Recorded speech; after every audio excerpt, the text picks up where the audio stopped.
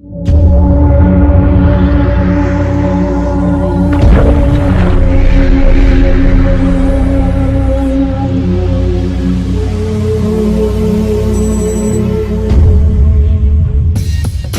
couldn't get away with it. I mean, it didn't even occur to them, apparently, because everybody knew the pagans had older versions of it. And it's how modern people like Jonathan C. Smith and Bart and various others, how they ignore that, I just can't understand that. Mm. And you mentioned before we started recording even the yardstick that they measure on and the required evidence. I remember a very close friend of mine, I'll leave his name unmentioned, he'd rather remain anonymous, very close friend of mine, he has said that a chariot, she was a very close friend of his, and he had been there along the way. She helped him come along, and they were corresponding and very close. But nonetheless, she said, it's funny how much evidence the Christian will require of one of us. And yet, when you tell them of these fables or these very extraordinary claims, how little they require for themselves. And yet, they want you, if you're going to deconstruct, a man made the sun stand still, okay, you want to, or let's use a more even radical, because one might try to use some type of scientific explanation, a man dead, rotting corpse 4 days after, all right, Lazarus, coming back from the dead, all right, according to how they would look at that text and so forth. You got to ask yourself the real question in reality, or even another one, and this is even simpler. I hear this, I'm not kidding you, this is a serious thing, just like the flat earth thing that's been coming out, okay, a talking snake. Oh boy. They really, really believe. This is even within preterism. Now, mind you, this is not, don't throw the baby out with the bathwater on preterists, because a lot of them are coming over and they're seeing this stuff, and they're coming gradually to an astrotheological, a mythical, a conglomerate of ideas that's going on in the text, and seeing that this is like just like Mithraism, just like the Greek gods. You've got Homer and the Iliad and Mark and these weird things going on, and so they start seeing this. But there are actual people who are saying that the God of Israel, like I said about Yahweh, is only about them, but they believe that's the one true God. There is no other gods. All right? They made label gods. People worship things that never really were gods, never existed. Kind of like the Deuteronomist or the Yahwist or whatever. And I don't know if I got that correct, but and they believe this snake literally talked like whatever language they spoke. And I can't, and this is what I've argued back and forth with these people, and I shouldn't even waste my time, but I do, just testing it and seeing where they go. They're solid, and they use that same type of hermeneutic throughout the entire scriptures, all the way through the 66 books. Well, an interesting thing is, I go, why can't we start with something we know for certain, like snakes don't talk? Well, God can make a snake talk. That's their kind of, so you got snakes don't talk, man made from dust, out of his rib or side, near his side, a woman's made, okay, then all of a sudden you got these angelic, supposed, or sons of God coming down, whether that means coming, creating Nephilim and giants. When I hear of giants, in my mind, I could be misunderstanding the Hebrew, maybe, or the Greek and the Septuagint, whatever I'm saying. I'm thinking giants. I'm thinking like a fable. You know what I mean? Like this is a clear telltale sign that this is not a literal, but I'm rambling now because That's like Gilgamesh and Nimrod and others. The Genesis itself refers to them as the men of renown. They're ancient, even relevant to them, relative to them. Like the Dead Sea Scrolls, one of them mentions Gilgamesh, and Samson and so on. These guys are mentioned almost as mythical beings, even in the Bible. So there is this sense of the archaic kind of legendary. Though if you ask them, well, was there really a Samson? I'm sure they say, oh, of course there was, but they're thinking of it as kind of a quasi history or pseudo history. At least I think that's what's going on there. But it's interesting. Origen of Alexandria in the early 3rd century said that he's talking about the allegorical interpretations of Scripture. He says, no adult believes a snake spoke to a guy. I mean, he's in the ancient world, but he's saying, come on. He says it's the very absurdity, and I think that's the word he uses, of these hundreds of things in the Bible that cannot be historically defended. That ought to set off a red light to say, what's the real point of this? Right. This can't be right. He says, yeah, that's it. They're sort of poking you in the ribs. No, don't you see there's a deeper level to this, which is just creates chaos, because then you don't know what is intended as history or not. But here's this ancient Christian who said, no. What did they believe? In fact, there's this great thing, Jan van Sina, in a book called Oral Traditionist History. He interviewed a whole bunch of sub-Saharan African tribes, and they have lore masters who have traditions of the tribe memorized. They're the ones that repeat them at festivals and stuff. And so he's recording all their myths. And I don't know, there's a creation story or something. And he says, now, this you believe actually happened, right? And he says, well, of course I do. You're calling me a liar? No, it's strange to me. I don't know. Go ahead, tell me some more. And then he says some other myth. And he says, now, this one happened too, right? What, are you crazy? Of course not. And the anthropologists didn't know how they... to him, they seem cut from the same cloth, but you just don't know from outside how people view things and what their rationale is. That goes deep, because that's a barrier you can't. I mean, when do you take the risk of checking it out? That's what I did. I know that's what you did. Some of them just won't be willing to take that jump. I think there's a fear, that comes with it. What gets me, though, is he has every reason not to fear, because this God that he believes in has no bearing on him. In fact, he's not concerned with him at all. He has no purpose for him, and yet he believes he's the true one. So it's like me technically rooting on Zeus for the ancient world. And I have zero relevance to Zeus. Zeus does not concern himself with me. He doesn't care about me at all. Yet he is the one true God, the supreme. And he did do this and did do that. And his stories are true. So it's like that to me. That's what it's like. And I'm like, wow. And you want to talk about, you've got fundamentalism, and then you have holy moly. I don't even know, you know what I'm saying? There's got to be another level, because that is on some extreme levels of not being willing. And that he's smart. He's very well calculated, and he's precise. He's reading, and he's so tunnel vision. A guy that I know, he goes by the name Rivers. But he's so tunnel vision, and he's extremely smart. And you've been looking at the whole picture. I mean, how do you start with something like that?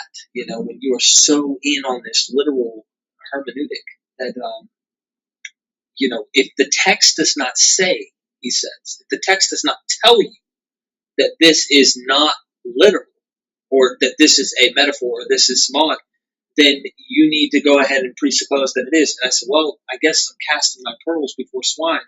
And I mean real pearls before real swine. And that's what I told them. And, they just, what do you do with that? I make a mockery a little bit, but I don't want to try and poke at people. It's just, I wish there was more change. And I guess that's probably just my personality.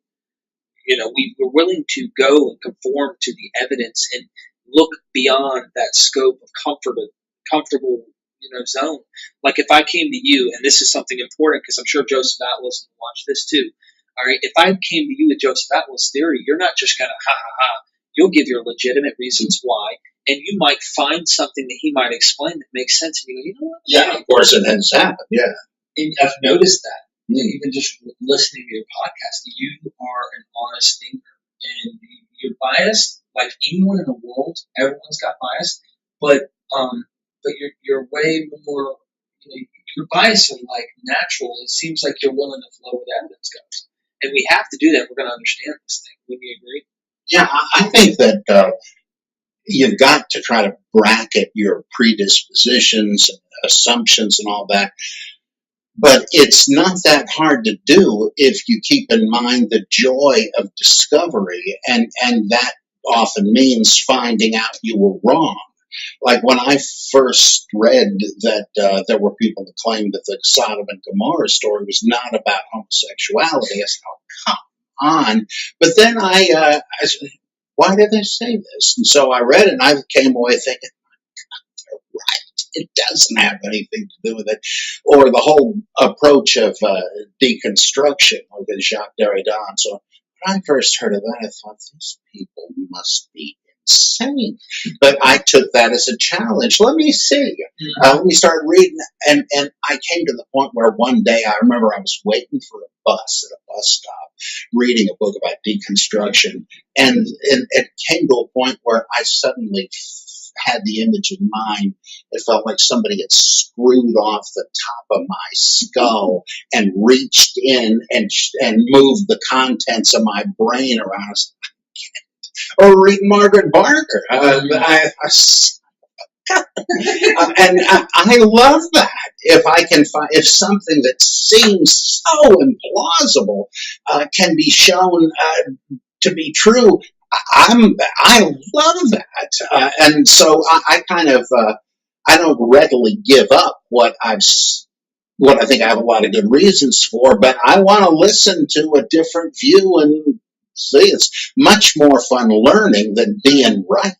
Exactly, I love that because here's an example: astrotheology. I am a huge proponent of that right now because I'm seeing the sun, I'm seeing the moon and the stars, the constellations, and how they're using imagery. For example, precession of the equinoxes. You're familiar with it. The origin of Mythrism. Really? Oh yeah. A great book by David Ulansey called The Origin of the Mithraic Mysteries. He shows compellingly how the whole thing is based on. And how, I won't go into the long thing, but you'd love this book. Oh, you're more than welcome to if you want. But, I mean, if you want to give something of it, you can. Well, he shows that that the reason Mithras ushers in the era of salvation by breaking the back of the bull, it's symbolizing, the constellation Perseus taking the place of Taurus. When did this come about and why? He said, well, the astronomers of Tarsus knew about the precession of the equinox. And in Tarsus, they had a group, like a guild of pirates who were patronized by the king Mithridates. And they decided to worship and glorify Perseus, but under the name of Mithras, because they were renaming him after both the Vedic god Mithras and Mithridates, who's named after that god. So they came up with this thing that was all about the astronomy and the hero worshiping of this guild of pirates based on the discoveries of their astronomers. And he goes into why this is the case, and it's just amazing. And though he doesn't agree with Acharya about all the parallels between Mithraism Christianity, but what he has given is a living case of what she's talking about, where the astronomy is quickly transformed into a religion's myth. It's a great book. See, I need to get that book. Oh, yeah. Y'all know me good enough. I post a lot on astrotheology. I find it, the themes. I mean, you can look at an animal, right? You can look in the Bible, the bull, see little significance. A lot of people just see that and go, oh. And little do they connect tourists to the golden calf.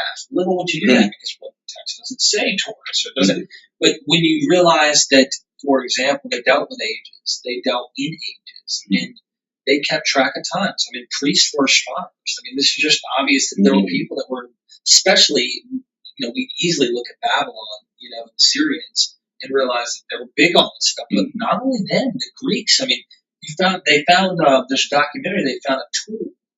They have like an ancient computer. Have you ever seen that documentary? I think so. Legitimately tracks when eclipses, what kind of eclipses, ages. It has like 50, 60 wheels with it. Fascinating. How they knew this is unbelievable. Well, they had a lot of time and a lot of sky without light pollution. And that was their TV, right? I'm sorry? That was their TV. Yeah, that's right. And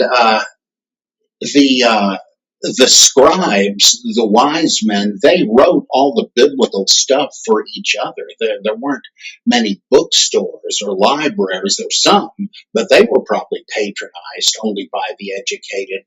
And the Gospels weren't written for popular consumption, because who had their own copies. It was their fellow scribes, bishops, and all that stuff. Well, the apocalypses came out of the sages and the scribes because they were the guys that kept track of the heavens and the motions of them and all that. So it's no surprise that they write stuff like the Book of Enoch, where Enoch is given a guided tour of the storehouse of the rain and snowflakes and the stars and the angels in charge of them. This wasn't really a revelation, though that's the literary form of it. It was astronomical speculation by people that had limited observational methods. This wasn't mythology. It was just pre-technological science. And that's why people thought the earth was flat. In Genesis, written by the priestly writer, this is very much like the Ionian philosophers speculating, how did all these different things come from one substance? That's what Genesis 1 talks about. So these guys were the scientists, the philosophers, the wise men, teachers of etiquette, the whole thing. So a whole lot goes, the guys that cataloged and copied the Psalms and wrote some of them. There are collections like the Proverbs, and Sirach, and the Wisdom of Solomon, because there were these guys collecting proverbs to make textbooks for the young aristocrats. And once you figure out who the stuff was written for, that casts, and who must have written it, these guys had all those agendas. The astronomers, why would they write this? Well, where else are they going to write it? And they're writing it for their colleagues. It's obvious they were familiar with these things. Obviously, yeah. And that's what I'm seeing in the New Testament, where he's talking about the end of the age. Everyone talks about the end of the world, and that right there, now that I've learned everything that I have learned, and you're up here, I feel like I'm down here, but these, that where they're at on that thought, I was there, so I know where that's at. And I'm like, whoa, how far I've come. That the end of the age is just dealing with a zodiac or a Mazzaroth, however you want to look at it. Just this idea of possibly dealing with this processional age, and these are priests. I mean, whoever wrote the New Testament writings, in a lot of cases, I suspect were educated, and they were familiar with this stuff, possibly involved with the astrology or astronomy or whatever. But Matthew speaks well of the Magi from the Parthian Empire. He doesn't put down astronomy like Isaiah does, for instance. So maybe he knew something about it. The evangelist Matthew was certainly a learned scribe. He mentions that in chapter 13, a scribe trained unto the kingdom of heaven. He brings out of the storehouse treasures old and new. What he means, like the Dead Sea Scrolls sect. Oh yeah, we know what it meant, but the Holy Spirit reveals mysteries from the same text now. And those are the new, and that's why Matthew says this happened to fulfill Jeremiah so and so. Or Hosea 11:1 out of Israel out of Egypt, I've called my son. He knew that referred to the Exodus originally. There's no way you couldn't know that. He's saying that now we've got this esoteric thing that's revealed after the fact.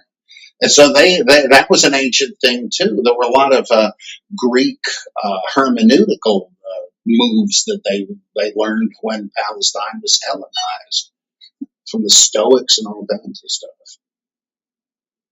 Unbelievable. Yeah, what a world of history. Really is. Now, what would you think about this? Being the precession of the equinox is the end of the ages, you've got Taurus and then Aries. Do you think it's possible that there's some form of it talking from, possibly Gemini with, you see the twins in the Genesis account, coming out of that to Taurus, Moses representing kind of a Taurus idea, moving into Aries, and then Jesus coming as the Lamb of God, ram, goat, all fit that picture of Aries.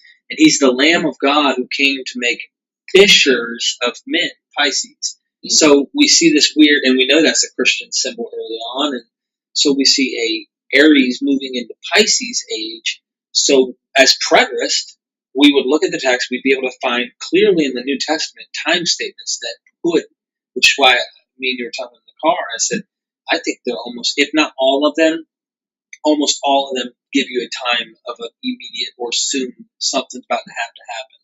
And I think they did that knowing the destruction of the temple, the serious cataclysm that took place within their internal infrastructure of their religion. And here they are saying, oh, the ungodly will come down soon. And I think they knew, well, Rome crushed us, and we've got to, that whoever's writing this is writing after this cataclysmic event. It's not like they knew that the destruction of the temple was going to happen until it was happening or it already happened. That would be my rational thinking, rather than trying to suppose they predicted this thing. That would be my rational thought. Oh, of course, it's not possible that the zealots knew their historical cycles and all that, made it happen. Like the return of many Jews to Palestine in 1948, that had to do with the Balfour Declaration and a whole lot of Bible-believing evangelicals in Britain. You wonder if they kind of engineered this fulfillment of prophecy. I don't know, but I wouldn't be surprised. It's possible. It's possible. That being said, do you think, I know you've read Atwell on his thing with the 40-year period. And he says that Jesus' death taking place was the 15th Nisan or the 17th Nisan, one of those days. I don't remember. 14 sticks in my mind. I thought it was 15. Probably.